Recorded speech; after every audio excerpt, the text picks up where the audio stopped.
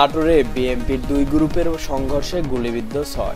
নাটোরের বড়াইগ্রাম উপজেলায় চান্দা ইউনিয়ন বিএনপি কমিটির নিয়ে দ্বন্দ্বে দুই গ্রুপের সংঘর্ষে 6 জন রাবার বুলেট বিদ্ধ সহ 7 জন আহত হয়েছেন।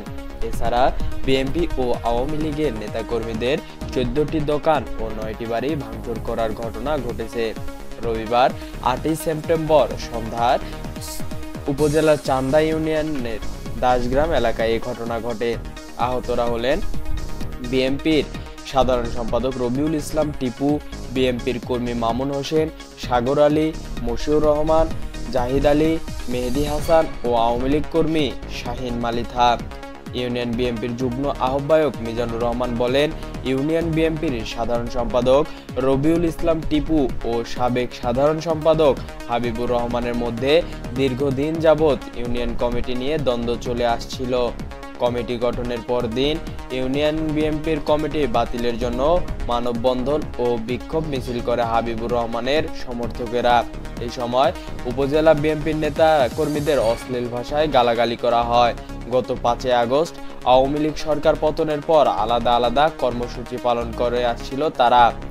রবিউল ইসলাম টিপু বলেন, শনিবার জনি নামের ছাত্রদলের এক কর্মীকে মারপিট করে অফিস ভাঙচুর করে হাবিবুর রহমান ও তার লোকজনেরা। রবিবার সন্ধ্যায় শতাধিক লোকজন নিয়ে এসে দাসগ্রাম বাজারে ককটেল ফাটিয়ে আতঙ্কের সৃষ্টি করে। এই সময় হাবিবুর রহমানের ভাই সাইদুল ইসলাম ফাঁকা গুলি ছুটতে থাকেন।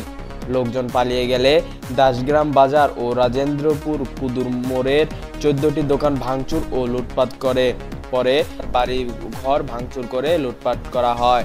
হাবিবুর রহমান বলেন, রবিউল ইসলাম টিপু ও উপজেলা আওয়ামী লীগের সহসভাপতি জহুরুল মালিথা, ইউনিয়ন আওয়ামী লীগের সাধারণ সম্পাদক মুজিবুর রহমান, আওয়ামী লীগ নেতা ইউসুফ সর্দার, যুবলীগ নেতা মোহাম্মদ হান্নান সর্দার আমার দোকান ঘর ভাঙচুর ও যুবদলের কার্যালয় ভাঙচুর ও লুটপাট করে।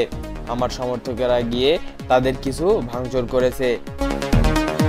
ইউনিয়ন আওয়ামী লীগের সাধারণ সম্পাদক মুজিবুর রহমান বলেন, আওয়ামী লীগ নেতা কর্মীরা কেউ এলাকায় নাই, তাদের কমিটি নিয়ে দ্বন্দ্ব আমাদের উপর কেন দোষ চাপানো হচ্ছে।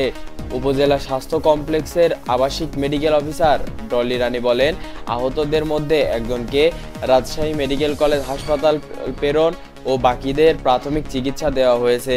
তাদের মধ্যে 6 জনের শরীরে রাবার বুলেটের আঘাতের চিহ্ন আছে। বড়াইগ্রাম থানার পরিদর্শক শফিউল আজম বলেন, পুলিশ ঘটনাস্থল পরিদর্শন করেছে, লিখিত অভিযোগ পেলে আইন অনুযায়ী ব্যবস্থা গ্রহণ করা হবে। News desk, Natore express.